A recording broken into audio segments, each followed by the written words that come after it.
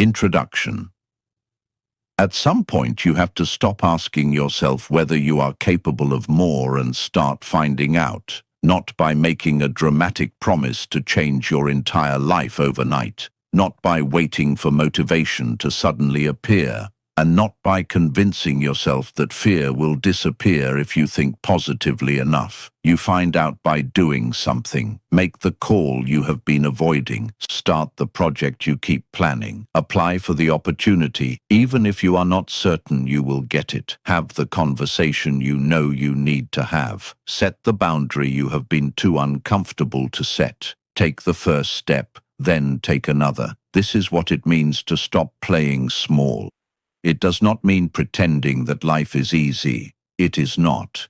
You may have responsibilities that cannot be ignored, problems you did not create, financial limitations, difficult relationships, or circumstances that are genuinely outside your control. You cannot simply think your way out of every obstacle, but you can stop adding unnecessary obstacles to your own path. You can stop turning every mistake into a reason to quit. You can stop waiting for perfect confidence before taking action. You can stop asking everyone else for permission to take your own life seriously. And you can stop making promises to yourself that you have no intention of keeping. The real question is not whether you want more from life. Most people do. The real question is what you are willing to do differently to create it.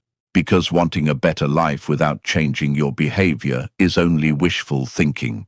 If you want stronger relationships, you may have to become more honest.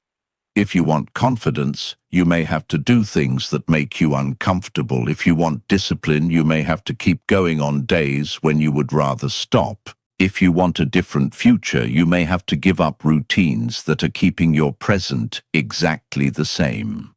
This audiobook is not asking you to become a completely different person. It is asking you to become more deliberate with the person you already are. Look at your life honestly. Find the place where you keep saying, "I should." Then replace "I should" with one specific action. If you should start, start. If you should apologize, apologize. If you should leave, prepare to leave. If you should learn, begin learning. If you should speak, speak. If you should try again, try again. Do not make the mistake of believing that small actions are insignificant. A life rarely changes because of one extraordinary decision. More often, it changes because you finally make one ordinary decision and then keep making it. You will still have doubts. You will still fail. You will still have days when you lose momentum. That is normal. The goal is not to eliminate those experiences. The goal is to stop letting them decide what happens next. When you fall, get up. When you fail, learn. When you hesitate, examine why. When you are afraid, move carefully, but move. And when you catch yourself returning to the same old excuses, stop and ask yourself one uncomfortable question. Is this really a limitation, or is this simply the place where I have stopped challenging myself? You do not need to answer that question perfectly. You need to answer it honestly. Then act on what you discover. Because the strongest version of you is not built by thinking about change. It is built by choosing differently. One decision, one action, one uncomfortable step at a time. So don't wait until you feel ready. Don't wait until everything is easy. Don't wait until you become someone else. Start where you are. Use what you have. Take the next step. And then when you reach the next limit, challenge that one too. That is how you stop playing small. Chapter 1. Catch yourself. Choosing comfort. Most people imagine that playing small means having no ambition. They picture someone who has given up, stopped dreaming, or decided that nothing better is possible. But in real life, playing small is usually much harder to recognize. It often looks responsible. It sounds reasonable. It can even feel like common sense. You tell yourself you are waiting for the right opportunity. You say you need more experience before you begin. You convince yourself that now is not the right time. You decide that someone else is more qualified, more confident, or better prepared. You promise that you will take the risk once your circumstances improve, and sometimes those reasons are legitimate. There are moments when waiting is wise. There are responsibilities that cannot simply be ignored. There are risks that genuinely require careful thought. Not every hesitation is fear, and not every decision to stay is weakness. The problem begins when caution becomes your default setting. You stop asking whether something is possible and start looking for reasons why it might not work. You stop exploring opportunities and start protecting yourself from disappointment. Without realizing it, you begin building a life around avoiding discomfort rather than pursuing what matters. That is how playing small happens. It happens when you want to speak but decide silence is safer. It happens when you have an idea but never share it because someone might criticize it. It happens when you know a habit is hurting you but continue defending it because changing would be inconvenient. It happens when you stay in the same place, not because you are satisfied, but because the unknown seems more frightening than the familiar. The first step toward changing this pattern is not to become fearless, it is to become honest. Look at your life without immediately defending it. Ask yourself where you have been choosing what is comfortable over what is necessary. Maybe you know you should have an important conversation, but you keep postponing it. Maybe there is a skill you need to learn, but you continue telling yourself you are too busy. Perhaps you have wanted to start something for years, yet every time you get close to beginning, another reason appears. Don't judge yourself too quickly. Instead, pay attention. The goal is to catch the moment when you move away from growth and toward comfort. Notice what you say to yourself. I'll do it later. I'm not ready. It probably won't work. What if people laugh? I don't have enough time. Maybe someone else should do it. Sometimes these statements are accurate. Sometimes they are simply familiar escape routes. Your job is to learn the difference. A useful question is this: if I knew I could not fail, what would I attempt? The answer may reveal something important. It might point toward the conversation you have avoided, the goal you have minimized, or the decision you have been delaying. But don't stop at the answer. Turn awareness into movement. Choose one area of your life where you know you have been settling. Don't choose everything at once. Choose one thing. Then ask yourself what the smallest, meaningful action would be. If you have been avoiding a difficult conversation, decide when you will have it. If you have been postponing a project, set aside an hour and begin. If you have been waiting to learn something, take the first lesson. If you have been afraid to apply for an opportunity, submit the application. The action does not need to be dramatic. It needs to be real. You are not trying to prove that you can transform your entire life in a single afternoon. You are proving something more important, that your circumstances do not have complete control over your choices. That realization changes the direction of your life. You may discover that some of your limits are genuine and require patience, strategy, or help from others. But you may also discover that some limits have survived simply because you have never challenged them. That is the uncomfortable truth. You cannot break a boundary you refuse to examine. So for the next few days, pay attention to yourself.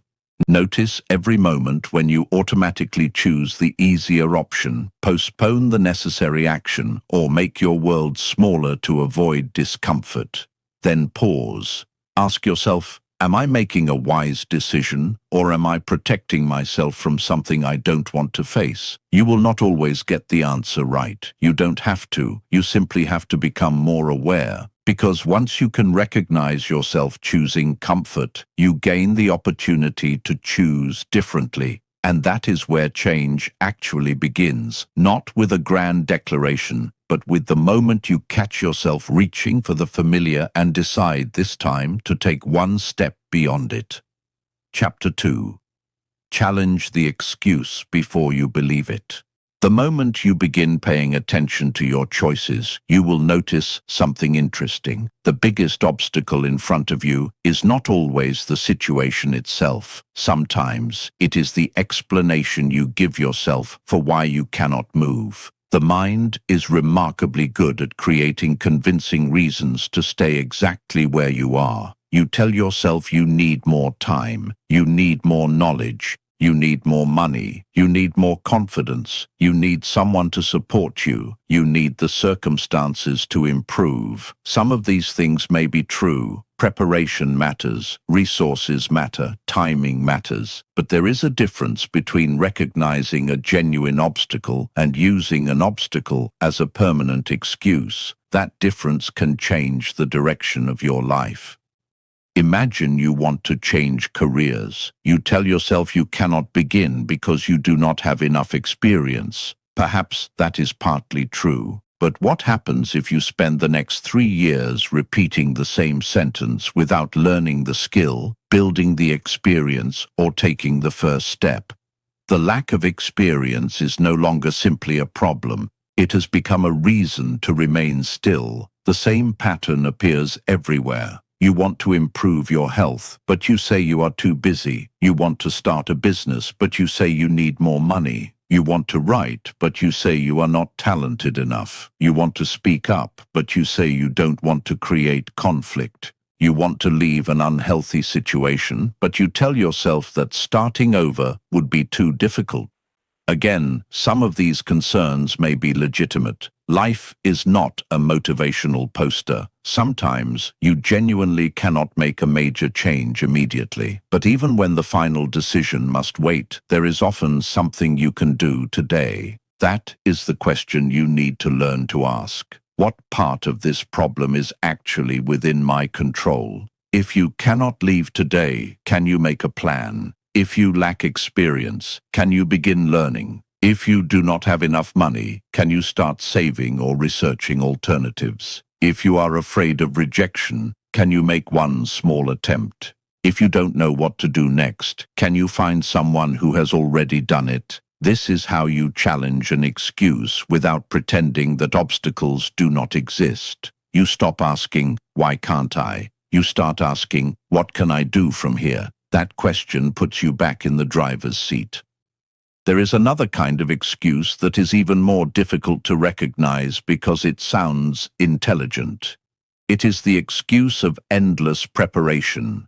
You keep researching, you keep planning, you keep watching videos, you keep gathering information. You tell yourself you are getting ready, but deep down, you know you are avoiding the moment when preparation has to become action. At some point, you have to begin before you know everything. You have to send the first application before you know whether you will be accepted. You have to publish the first piece of work before you know whether anyone will care. You have to have the difficult conversation before you know exactly how the other person will respond. You have to take the first step while uncertainty is still present. The goal is not to eliminate every excuse from your mind. That is impossible. Your mind will always offer you reasons to hesitate, especially when something matters. Your job is to stop believing every thought simply because it sounds convincing. When you hear yourself saying, "I'm not ready," ask, "What exactly would make me more ready?" When you think, "I can't do this," ask, "What part can I do?" When you say, "Now is not the right time," ask, "If not now, what needs to happen first?" When you think, "What will people think?" ask, "Will their opinion matter 5 years from now?" These questions do not guarantee success. They do something more valuable. They turn vague fear into a specific problem that can be examined and sometimes solved. So choose one excuse you have been repeating, write it down, then challenge it honestly. Ask yourself what is genuinely outside your control and what you have simply been unwilling to confront. Once you know the difference, take one practical step, not 10. 1. Because the purpose of this exercise is not to become someone who never hesitates. It is to become someone who notices hesitation without automatically obeying it. You will always have reasons to wait. The question is whether those reasons deserve the power you have given them. Sometimes the answer will be yes, but sometimes, if you are honest, you will realize that the excuse was never really protecting you from failure. It was protecting you from having to find out what you were capable of, and the only way to find out is to act. Chapter 3. Do the thing you keep avoiding. There is a point where thinking stops helping you. You have considered the possibilities, you have imagined what could go wrong. You have rehearsed the conversation in your head. You have made a list, changed the plan, waited for a better opportunity, and promised yourself that you will act when you feel more confident. But eventually, you reach a decision that cannot be solved by more thinking. You have to do the thing. This is where many people discover that the real problem was never a lack of knowledge. They already knew what needed to happen. The problem was that they were afraid of what might happen once they actually did it. Maybe you need to ask for the opportunity. Maybe you need to admit that something is no longer working. Maybe you need to leave a situation that has become unhealthy. Maybe you need to start something where there is no guarantee of success. Maybe you need to let people see you trying before you have become good at what you are trying to do. Fear becomes especially powerful when the outcome matters to you. If you did not care, you would have little reason to be nervous. The fact that you are afraid often means that something important is at stake. But fear does not automatically mean you should stop. Sometimes fear is useful. It can warn you about genuine danger. It can encourage you to prepare, think carefully, and avoid reckless decisions. Courage is not about ignoring that information. Courage is knowing when fear deserves your attention and when it is simply asking you to stay comfortable. Consider the difference between danger and discomfort. Danger may require you to step back. Discomfort may require you to step forward.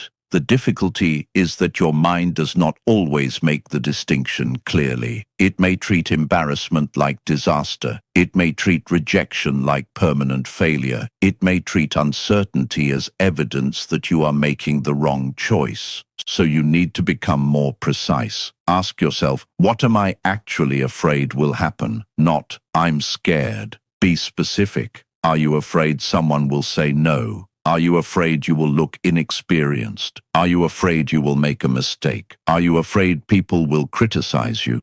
Are you afraid that trying will prove you are not as capable as you hoped? Once you name the fear, it often becomes easier to work with. Imagine someone who wants to apply for a position but keeps delaying. They tell themselves they need to improve their resume first. Then they need another qualification. Then they should wait until they feel more prepared. But beneath all of that may be one simple fear. What if they reject me? Once that fear is recognized, the situation becomes clearer. The person does not need to eliminate the possibility of rejection. They need to become willing to experience it. Because rejection is uncomfortable, but it is not the end of your life. Neither is embarrassment. Neither is making a mistake. Neither is discovering that you are not immediately good at something. You have to stop treating every uncomfortable outcome as a catastrophe. Sometimes the thing you fear will happen. You will get rejected. You will make the mistake. Someone will criticize you. The conversation will be awkward. The first attempt will not work, and you will survive. More importantly, you will learn something that thinking alone could never teach you. You will learn that you can handle the consequences of trying. That knowledge changes you. The goal, then, is not to make fear disappear before you act. The goal is to become more capable of acting while fear is present. Start small if you need to. You do not have to quit your job tomorrow or completely reinvent your life overnight. You can send the email, make the appointment, ask the question, have the conversation, spend 30 minutes working on the idea. Action does not have to be dramatic to be meaningful. It simply has to move you closer to the life you say you want. So choose one thing you have been avoiding, not something reckless, not something that puts you or someone else in danger. Choose something meaningful that you have delayed because you are afraid of the discomfort attached to it. Then decide what the first real action looks like. Write it down. Give yourself a deadline and do it. Do not wait until you feel brave. Do not wait until your mind becomes completely quiet. Do not wait for a perfect sign that everything will work out.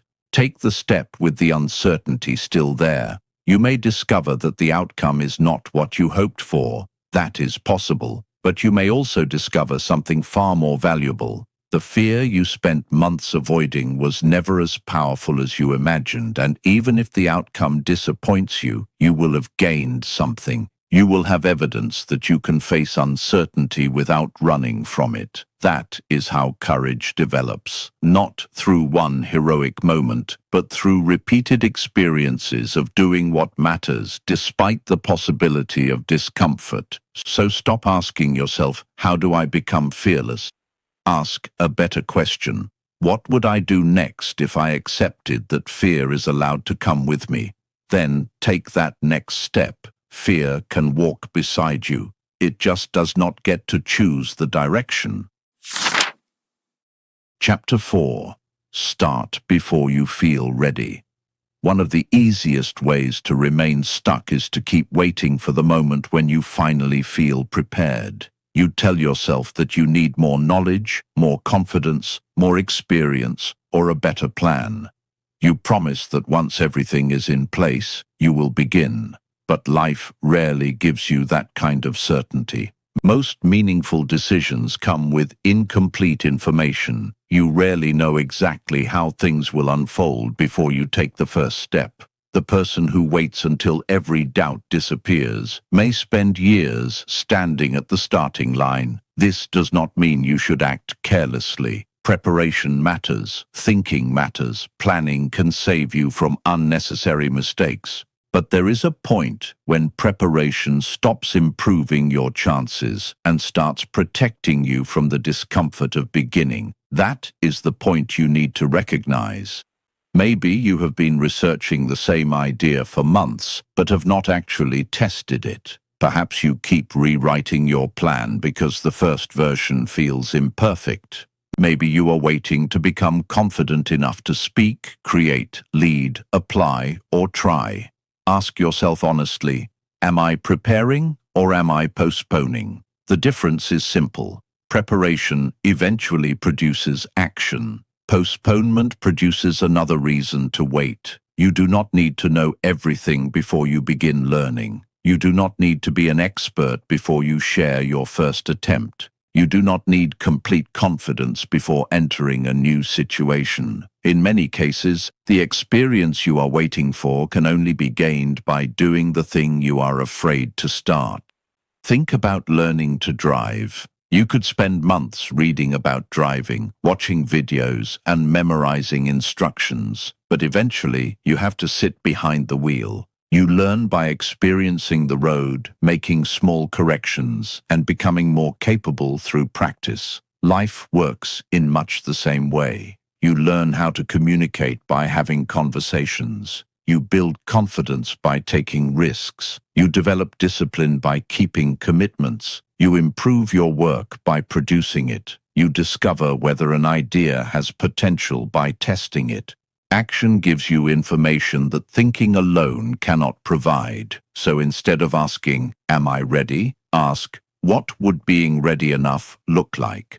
Maybe you need one more skill. Learn it. Maybe you need advice. Ask for it. Maybe you need a basic plan. Make one. Then begin. Your first attempt is allowed to be imperfect. In fact, it probably will be. That is not a reason to avoid it. It is part of the process. The first version teaches you what the second version needs. The first conversation teaches you what you should say differently next time. The first attempt reveals problems you could not have predicted from a distance. This is how progress actually works. You act, you observe, you adjust, and you act again. Do not demand perfection from your beginning. Demand movement. Choose something you have been postponing and reduce it to the smallest action that genuinely counts as starting. If you want to write, write 1 page. If you want to exercise, begin with the first session. If you want to build a skill, complete the first lesson. If you want to repair a relationship, send the message. Make the beginning small enough that you cannot hide behind complexity. Then take the step. You may still feel uncertain afterward. That is fine. The purpose of starting is not to eliminate uncertainty. It is to learn how to move while uncertainty exists. Remember, confidence often arrives late. It tends to follow evidence. You act, you survive, you learn, you improve. Then you realize you are more capable than you were before. So stop waiting for the version of yourself who feels completely ready. That person may never arrive. Start with the version of you who is here today. Give yourself permission to be inexperienced. Give yourself permission to make mistakes. Give yourself permission to learn in public and improve along the way. You do not need a perfect beginning. You need a real one. And once you have taken that first step, take the next. Then keep going long enough to discover what becomes possible when you stop waiting for readiness and start creating it through action. Chapter 5. Keep one promise until you trust yourself again. There is a kind of confidence that no compliment can give you and no motivational speech can create. It comes from knowing that when you tell yourself you are going to do something, you can trust yourself to follow through. That kind of confidence is built quietly. It begins with the promises you make when nobody else is listening. You tell yourself you are going to wake up earlier. You say you will exercise. You promise to stop wasting time. You decide that this time you will finish what you started. Then life gets inconvenient. Your motivation disappears and the promise becomes negotiable. You tell yourself you will do it tomorrow. Then tomorrow becomes next week.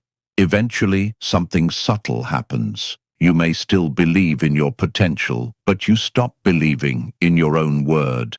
This is one of the hidden costs of repeatedly breaking promises to yourself.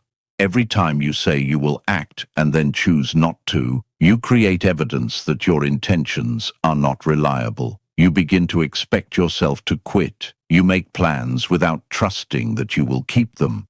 The solution is not to make bigger promises. It is to make smaller promises and keep them. Choose one commitment that is realistic enough to maintain but meaningful enough to require effort. It might be 30 minutes of focused work each morning. It might be taking a daily walk. It might be spending an hour learning a skill instead of scrolling through your phone. It might be finishing one task before starting another. The specific promise matters less than the principle behind it. You are teaching yourself that your decisions have weight. When you say you will do something, you do it, not because you always feel motivated, not because every day is convenient, but because you decided it matters. Of course, this does not mean you should become rigid or punish yourself for every imperfect day. Real life changes, emergencies happen, priorities shift. Sometimes you genuinely need to adjust a commitment. The difference is between making a thoughtful adjustment and casually abandoning yourself. If you miss one day, don't turn it into a week. If you fall behind, restart. If the original plan was unrealistic, change the plan instead of abandoning the goal. The objective is not perfection, it is reliability. Think of self-trust as a relationship. You would not trust another person simply because they repeatedly promised to change. You would trust them after watching their behavior change consistently over time. The same is true with yourself. You do not need to convince yourself that you are disciplined. You need to give yourself evidence. Every time you complete the task you said you would complete, you add another piece of evidence. Every time you keep going after a difficult day, you add another. Every time you restart instead of disappearing, you add another. Slowly, your internal conversation begins to change. I hope I can do this becomes, I know I can take the next step. That shift is powerful Because when you trust yourself, you no longer need constant external motivation. You do not need someone to remind you who you could become. You begin to develop an internal confidence based on experience rather than imagination. So choose one promise. Make it clear, make it measurable, make it small enough to keep. Then keep it for 7 days. Don't add 10 new habits. Don't redesign your entire life. Pick one thing and prove to yourself that your word still means something. There will be days when you don't feel like doing it. Those days matter most, not because suffering is inherently valuable, but because they reveal whether your commitment depends entirely on your mood. Do the work anyway, or consciously renegotiate the commitment and honor the new agreement. Either way, stay in control of the decision. You are not trying to become a machine. You are trying to become dependable to yourself. And once you rebuild that trust, something changes. You stop needing to constantly wonder whether you are capable. You start knowing that whatever happens next, you can count on yourself to respond. That is where real confidence begins, not in believing you will always succeed, but in knowing that you will not abandon yourself when things become difficult. Chapter 6. Turn the setback into your next move. At some point, no matter how carefully you plan, something will go wrong.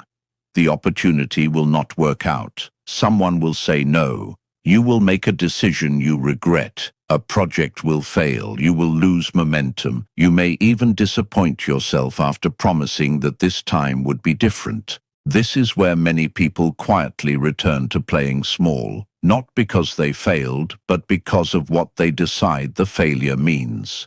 One setback becomes, "I'm not good enough." One rejection becomes, "I should never have tried." One mistake becomes, "I always ruin things." A difficult season becomes, "This is just how my life is." The event itself may be painful, but the story you attach to it can be far more damaging. Failure gives you information. It does not automatically give you an identity. That distinction matters. Imagine you take a risk and the result is disappointing. You have two choices. You can turn inward and use the experience as evidence that you should stop trying, or you can examine what happened and use it to make a better decision next time. The second option does not make the disappointment disappear. It simply refuses to let disappointment have the final word. When something goes wrong, start with the facts. What actually happened? Not what you fear it means, not what your most critical thoughts are telling you.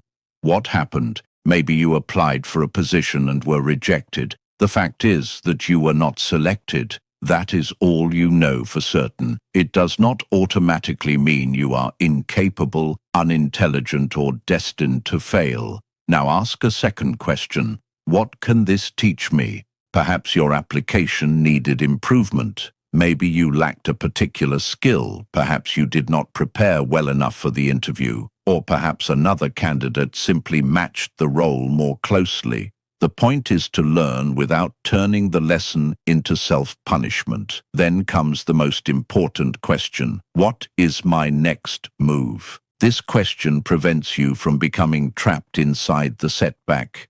You revise the application, you learn the missing skill, you ask for feedback, you try another opportunity, you change your strategy, you begin again. The next move does not need to be impressive, it needs to exist. Sometimes the strongest response to failure is not to push harder immediately. Sometimes it is to pause, recover, and think clearly. Rest is not the same as quitting. Reflection is not the same as giving up. The goal is to respond deliberately instead of emotionally. You are allowed to be disappointed. You are allowed to be angry. You are allowed to admit that something hurt. Strength does not require pretending that failure feels good. It means feeling the disappointment without allowing it to determine your future. Think about the people you admire. Their lives may look successful from a distance, but you rarely see the rejected applications, abandoned plans, wrong decisions, awkward beginnings, and moments when they questioned themselves. Progress is rarely a straight line. It is usually a series of attempts, corrections, and new attempts. That is why you should stop asking, how do I avoid ever failing? Ask instead, how quickly can I learn, adjust, and move forward? This is a much more useful question. You cannot control every outcome. You can control your response. So take one setback from your own life and examine it honestly.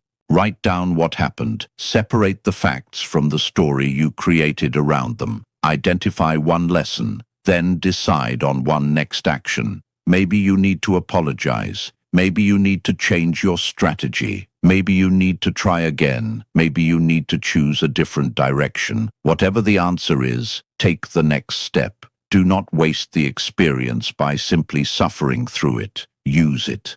Let it sharpen your judgment. Let it strengthen your patience. Let it show you what needs to change. A setback can close one door, but it can also reveal that you were standing at the wrong door in the first place. You may not always get the outcome you wanted.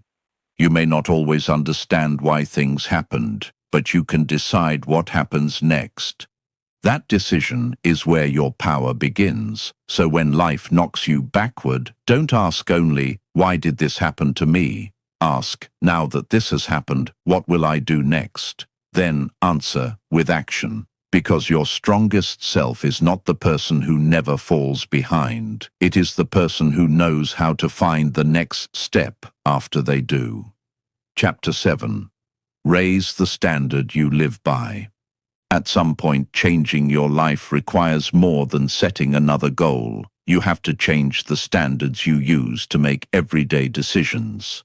A goal tells you where you want to go. A standard determines what you are willing to accept along the way. This distinction matters because goals can be temporary. You can achieve a goal and move on. Standards become part of how you live. If your goal is to become healthier, your standard might be that you no longer treat your body as something you can constantly neglect.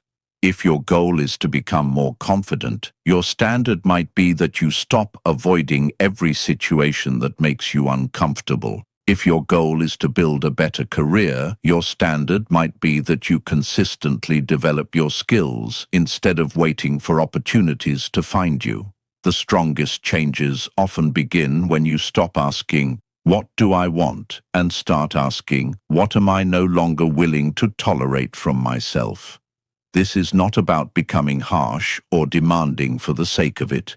It is about becoming more deliberate. Look at the patterns in your life. What do you repeatedly allow? Do you constantly break commitments to yourself? Do you spend hours consuming information but rarely create anything? Do you complain about the same problem without changing your response? Do you allow fear to make decisions for you? Do you surround yourself with people who consistently pull you away from the person you want to become? Your answers reveal your current standards, and your current standards are visible in your behavior, not in your intentions. You might sincerely want to become disciplined, but if you regularly negotiate with every commitment the moment it becomes inconvenient, your behavior is telling you something different. You might want more peace, but if you constantly invite unnecessary drama into your life, your choices are working against that goal. You might want confidence, but if you consistently avoid anything that could expose you to criticism, you are reinforcing the very fear you want to overcome. This is not a reason to criticize yourself. It is an opportunity to become honest enough to change. Start by choosing one area. Do not attempt to redesign your entire personality in a weekend. Pick one standard that would make a meaningful difference if you followed it consistently. Perhaps your new standard is simple. I finish what I start. Maybe it is. I speak honestly instead of pretending everything is fine. Maybe it is. I do not make important decisions based solely on fear. Or I protect the time I need to do meaningful work. Once you choose the standard, make it practical. A standard without action is just a statement. If you want to become more focused, decide when you will put your phone away. If you want to become healthier, decide what you will consistently do each week. If you want to become more reliable, decide which commitments you will stop making unless you genuinely intend to keep them.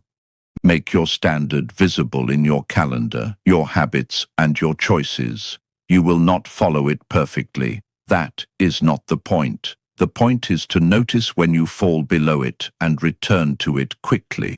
One bad day does not erase your progress. One mistake does not define your character. But repeatedly ignoring your own standards will eventually become a lifestyle. So raise the standard, but do it intelligently. Do not demand that you become perfect. Demand that you become more honest. Do not expect yourself to win every time. Expect yourself to learn. Do not promise to never struggle. Promise to stop using struggle as an excuse to abandon yourself.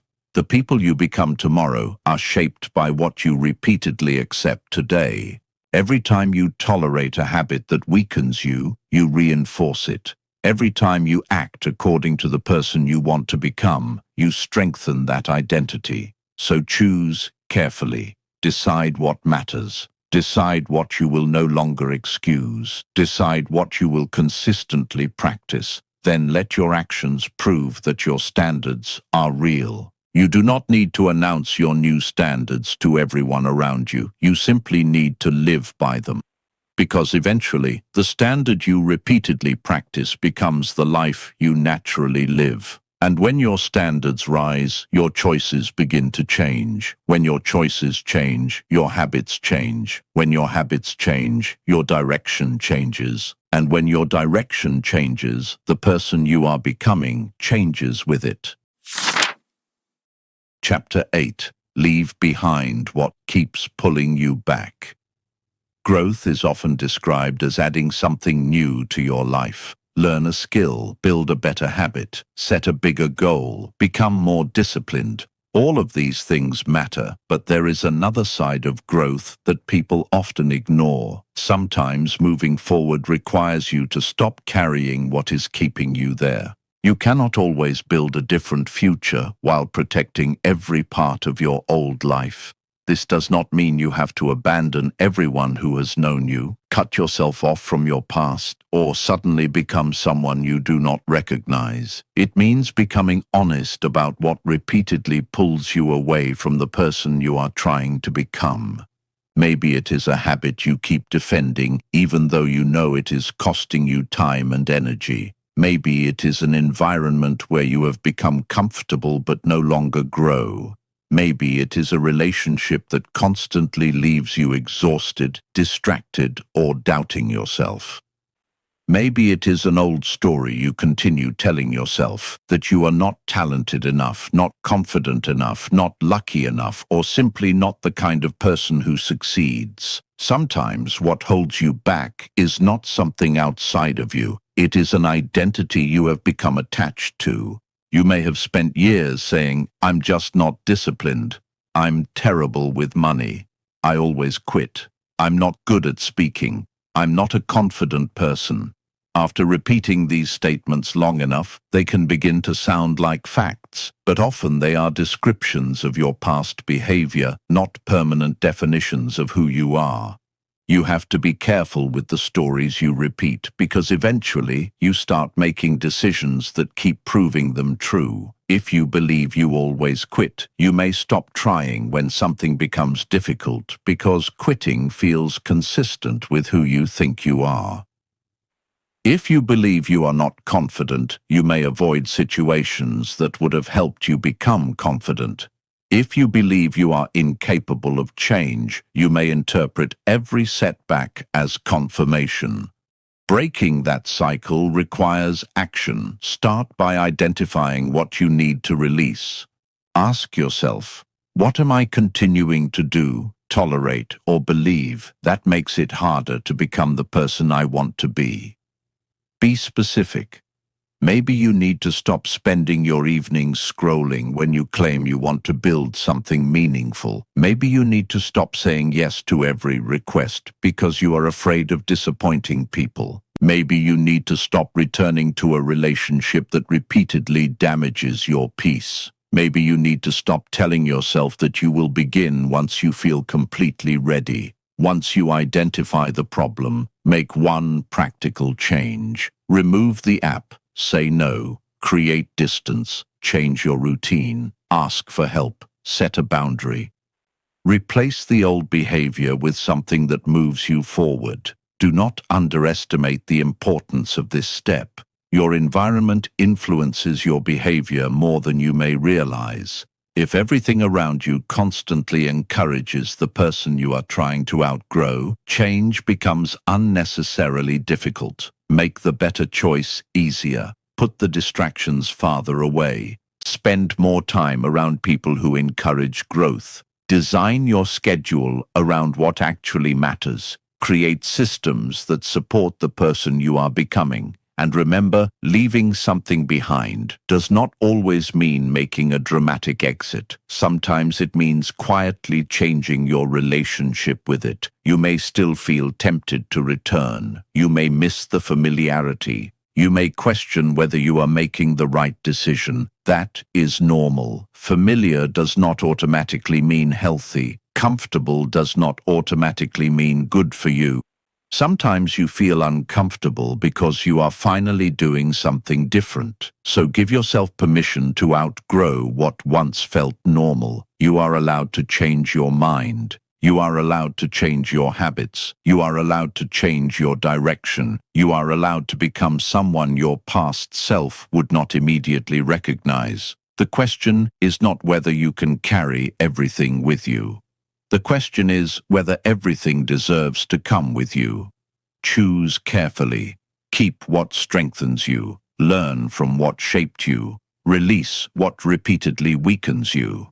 Then move forward without constantly looking over your shoulder, because sometimes the next chapter of your life does not begin when you find something new. It begins when you finally have the courage to put down what you were never meant to carry forever.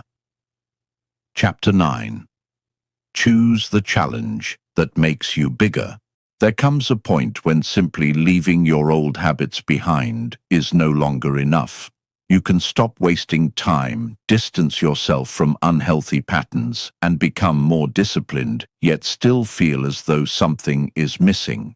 That missing piece may be a meaningful challenge. A challenge gives your growth somewhere to go. Without one, it is easy to become comfortable again. You improve for a while, settle into a routine, and eventually stop asking yourself what you are capable of becoming. The danger is not always failure. Sometimes it is becoming comfortable with a version of yourself that is better than before, but still far from what you could be. The right challenge changes that.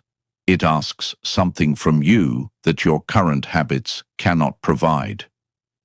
Maybe you decide to learn a skill you have always avoided because you assumed you would be bad at it. Maybe you commit to building something of your own. Perhaps you choose to improve your health, repair an important relationship, pursue a new career direction, or take responsibility for a part of your life you have neglected. The specific goal is less important than what it demands from you. A worthwhile challenge should require you to become more capable. It should force you to organize your time, manage frustration, develop patience, and continue when the initial excitement disappears. That is why you should be careful about choosing goals simply because they sound impressive. Ask yourself, who will I have to become to accomplish this? That question takes you deeper than the goal itself. If you want to run a marathon, you have to become someone who trains consistently. If you want to build a business, you have to become someone who can handle uncertainty and responsibility. If you want to become financially secure, you have to become more intentional about how you earn, spend, save, and invest.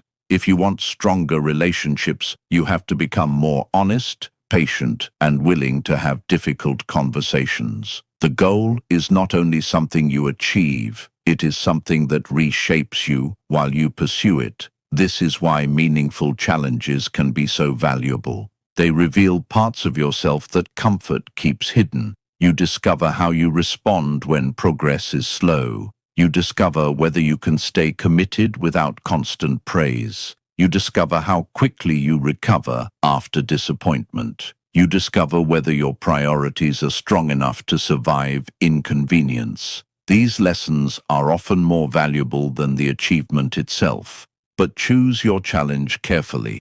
Do not choose something because you want to impress people. Do not choose a goal simply because someone else has it. Do not build your life around proving your worth to an audience that may not even be paying attention. Choose something that matters to you, something that makes you slightly nervous, something that requires you to stretch but does not demand that you destroy yourself. Then give it structure. Choose a time frame. Define what success looks like. Decide what actions you will take each week. Identify the habits you will need to build. Think about the obstacles most likely to stop you and decide in advance how you will respond. Most importantly, decide what you will do when motivation disappears, because it will. There will be mornings when the goal feels distant. There will be setbacks that make you question the entire plan. There will be moments when your old habits seem much easier than the new ones you are trying to build. That is when your challenge begins doing its real work. You are no longer chasing a result. You are practicing becoming someone who can follow through. Start with one challenge. Do not overload yourself with 10 dramatic goals at once. Choose one meaningful direction and give it your attention. Then take the first step, not the perfect step, not the most impressive step, the next one. As you move forward, remember that the purpose of a challenge is not to prove that you are better than anyone else. It is to discover what happens when you stop underestimating yourself. You may succeed, you may fail, you may change your mind halfway through. You may discover that the destination you imagined was not actually what you wanted. That is all part of the process. The challenge will give you information. It will reveal your strengths, expose your weaknesses, and force you to make decisions you might otherwise avoid. So choose something worth struggling for. Choose something that demands growth. Choose something that makes you take yourself seriously. Then commit long enough to find out what you are capable of. Because the goal is not to create a life where nothing challenges you. The goal is to become the kind of person who welcomes the right challenges because you understand what they can build inside you. You have already learned how to stop moving backward. Now choose a direction that pulls you forward. And when you reach the edge of what you think you can do, do not immediately turn around. Pause. Look at the edge. Then ask yourself one final question. What would happen if I took one more step? Chapter 9. Choose the challenge that makes you bigger. There comes a point when simply leaving your old habits behind is no longer enough. You can stop wasting time, distance yourself from unhealthy patterns, and become more disciplined, yet still feel as though something is missing. That missing piece may be a meaningful challenge. A challenge gives your growth somewhere to go. Without one, it is easy to become comfortable again. You improve for a while, settle into a routine, and eventually stop asking yourself what you are capable of becoming. The danger is not always failure. Sometimes it is becoming comfortable with a version of yourself that is better than before, but still far from what you could be. The right challenge changes that. It asks something from you that your current habits cannot provide. Maybe you decide to learn a skill you have always avoided because you assumed you would be bad at it. Maybe you commit to building something of your own. Perhaps you choose to improve your health, repair an important relationship, pursue a new career direction, or take responsibility for a part of your life you have neglected. The specific goal is less important than what it demands from you. A worthwhile challenge should require you to become more capable. It should force you to organize your time, manage frustration, develop patience, and continue when the initial excitement disappears. That is why you should be careful about choosing goals simply because they sound impressive.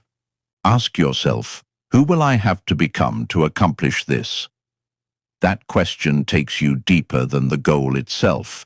If you want to run a marathon, you have to become someone who trains consistently. If you want to build a business, you have to become someone who can handle uncertainty and responsibility. If you want to become financially secure, you have to become more intentional about how you earn, spend, save, and invest. If you want stronger relationships, you have to become more honest, patient, and willing to have difficult conversations. The goal is not only something you achieve, it is something that reshapes you while you pursue it. This is why meaningful challenges can be so valuable. They reveal parts of yourself that comfort keeps hidden. You discover how you respond when progress is slow. You discover whether you can stay committed without constant praise. You discover how quickly you recover after disappointment. You discover whether your priorities are strong enough to survive inconvenience. These lessons are often more valuable than the achievement itself. But choose your challenge carefully. Do not choose something because you want to impress people. Do not choose a goal simply because someone else has it. Do not build your life around proving your worth to an audience that may not even be paying attention. Choose something that matters to you, something that makes you slightly nervous, something that requires you to stretch but does not demand that you destroy yourself. Then give it structure. Choose a time frame. Define what success looks like. Decide what actions you will take each week. Identify the habits you will need to build. Think about the obstacles most likely to stop you and decide in advance how you will respond. Most importantly, decide what you will do when motivation disappears, because it will. There will be mornings when the goal feels distant. There will be setbacks that make you question the entire plan. There will be moments when your old habits seem much easier than the new ones you are trying to build. That is when your challenge begins doing its real work. You are no longer chasing a result. You are practicing becoming someone who can follow through. Start with one challenge. Do not overload yourself with 10 dramatic goals at once. Choose one meaningful direction and give it your attention. Then take the first step, not the perfect step, not the most impressive step, the next one. As you move forward, remember that the purpose of a challenge is not to prove that you are better than anyone else. It is to discover what happens when you stop underestimating yourself. You may succeed, you may fail, you may change your mind halfway through. You may discover that the destination you imagined was not actually what you wanted. That is all part of the process. The challenge will give you information. It will reveal your strengths, expose your weaknesses, and force you to make decisions you might otherwise avoid. So choose something worth struggling for. Choose something that demands growth. Choose something that makes you take yourself seriously. Then commit long enough to find out what you are capable of. Because the goal is not to create a life where nothing challenges you. The goal is to become the kind of person who welcomes the right challenges because you understand what they can build inside you. You have already learned how to stop moving backward. Now choose a direction that pulls you forward. And when you reach the edge of what you think you can do, do not immediately turn around. Pause. Look at the edge. Then ask yourself one final question. What would happen if I took one more step? Conclusion. You have reached the end of this audiobook, but the real work begins when you stop listening and start living differently. You have seen how easily a smaller life can be built. Not through one dramatic decision, but through repeated moments of hesitation. One excuse, one postponed conversation, one opportunity ignored, one promise broken, one more day spent choosing what feels comfortable over what you know matters. But you have also seen the other side. Change begins when you notice the pattern and decide to interrupt it. You challenge the excuse. You take the uncomfortable step. You begin before you feel completely ready. You keep a promise to yourself. When you fail, you look for the lesson instead of creating an identity around the failure. You raise your standards. You release what keeps pulling you backward. Then you choose a challenge that demands more from you. None of this guarantees an easy life. It does not mean every risk will pay off or every decision will lead exactly where you expected. You will still experience rejection, disappointment, uncertainty, and doubt, but you can become better equipped to face them. That is what becoming your strongest self really means. It is not about becoming invincible. It is about becoming dependable to yourself. When life changes, you adapt. When you fail, you recover. When you lose your way, you return. When fear appears, you listen carefully, but you do not automatically obey. And when you catch yourself shrinking again, you recognize the pattern sooner and choose differently. So take one thing from this audiobook and put it into practice today. Make the call. Start the project. Set the boundary.